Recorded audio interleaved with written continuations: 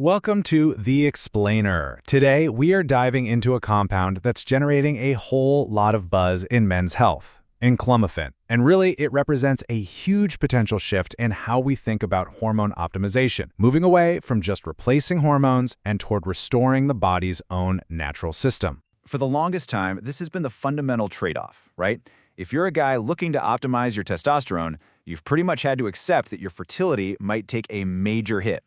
But what if that choice isn't a choice you have to make anymore? A whole different approach is emerging that asks that exact question. And this slide just lays out the two philosophies perfectly. On one side, you've got the traditional way of doing things. You add hormones from the outside, which basically tells your body's own hormone factory, hey, you can take a break, and it shuts down. But on the other side, the goal we're exploring today is to find a way to get that same factory to fire back up and actually run better on its own. It's all about stimulation, not replacement. So, to really get why this is such a potential game changer, let's first break down the core problem, the dilemma that traditional testosterone replacement therapy, or TRT, often presents. Look, there's no question that TRT is effective. It absolutely raises testosterone levels. The issue is how it does it. By bringing in an outside or exogenous source of testosterone, it basically tricks your brain. Your brain sees all this testosterone floating around and goes, great, we've got plenty. And it just stops sending out the key signals, these hormones called LH and FSH, that tell your body to make its own. And the result? Your natural production line just grinds to a halt, which can lead to some pretty significant consequences like testicular atrophy and, for many guys, infertility. Okay, so that's the problem. Now, let's look at this alternative idea, an approach that aims to work with the body's own systems instead of just overriding them completely. And that alternative is Enclomiphene. Now, the first thing you have to understand is that Enclomiphene isn't testosterone. It's something called a SERM. Think of it less like a new car on the highway and more like a really smart traffic controller. It doesn't add more traffic, it just cleverly manages the signals at the body's hormonal command center to get things moving naturally. Okay, so that sounds pretty cool in theory, right?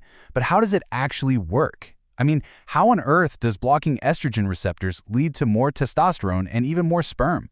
Let's walk through the mechanics. It's really this brilliant four-step chain reaction. First, Enclomiphene goes up to the brain and acts like a blocker on very specific estrogen receptors. Your brain sees this and thinks, whoa, estrogen levels must be low. So in response, it tells the pituitary gland to send out more of those critical signaling hormones, LH and FSH. From there, those hormones travel down to the testes, where LH gives the order to produce more testosterone, and FSH gets to work ramping up sperm production. And that right there, that's the whole ballgame. That's the key difference. The entire natural production line gets turned on, not shut off. It is all about stimulation, not replacement. And this is a really critical detail, Enclomiphene has what you might call a parent compound named clomiphene, and understanding the difference between these two is absolutely key to understanding the whole story. Right. So think of clomiphene, which is often sold under the brand name Clomid, as a mix. It's not one pure thing. It's a combination of two different molecules, or isomers. One of those is Enclomiphene, the one with all the beneficial effects we just talked about. But the other one is called Enclomiphene. And, well, that's the one that can be pretty problematic. And when you put these two side by side, the differences are just night and day. Enclomiphene acts as an estrogen blocker, an antagonist. It has a short half-life, which means it gets in, does its job, and gets out of your system relatively quickly. Enclomiphene, on the other hand, can act as an estrogen activator, and it has a really long half-life. It just hangs around in your system, which can lead to some of those unwanted estrogenic side effects, like mood swings.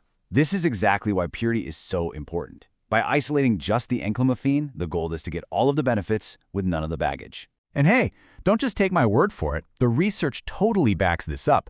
Studies have shown that pure Enclomiphene gives you that same awesome testosterone boost as the mixed clomiphene, but with a much cleaner safety profile. Fewer of those nasty side effects you hear about. So, what does this all mean for safety? And what's the actual status of this compound right now? Let's take a look at the big picture. Okay, this part is absolutely crucial, so listen up. Enclomiphene is not an over-the-counter supplement. It is currently an investigational compound, and it does not have broad FDA approval for general use in testosterone therapy. This means it should only ever be considered under the direct supervision of a qualified medical professional.